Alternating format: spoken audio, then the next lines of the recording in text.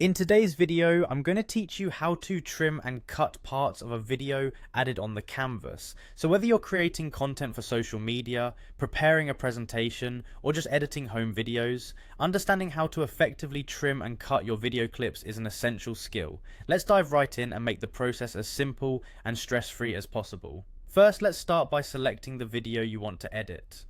Open up your canvas where your video is already placed. You'll want to click directly on the video to make sure it's selected.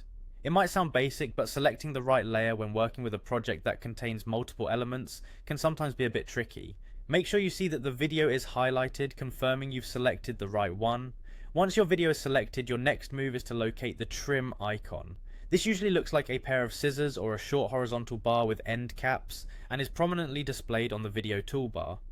Click on this trim icon to enter trimming mode. This tool is your gateway to removing those unwanted parts of the video, whether they're awkward pauses, unnecessary content, or just bits that disrupt your flow. Now that you're in trimming mode, the fun part begins: editing. You'll see that your video timeline is bordered by two arrows or handles. These are draggable, and you can click and drag either the left or right handle to adjust where the video should begin and end. As you drag, pay attention to the preview. It will show you exactly where in the video the new start and end points are, which is incredibly useful for pinpointing the exact moments you want to keep. Once you're satisfied with the sections you've trimmed off, the next step is to click Done.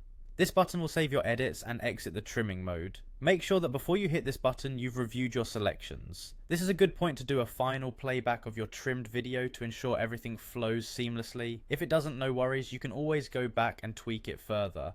And there you have it, you've successfully trimmed your video, making it more focused and effective for your audience. Don't forget, practice makes perfect, so the more you work with these tools, the more intuitive it will become. Thanks for watching, and if you found this tutorial helpful, be sure to like and subscribe for more video editing tips and tricks. Until next time, happy editing.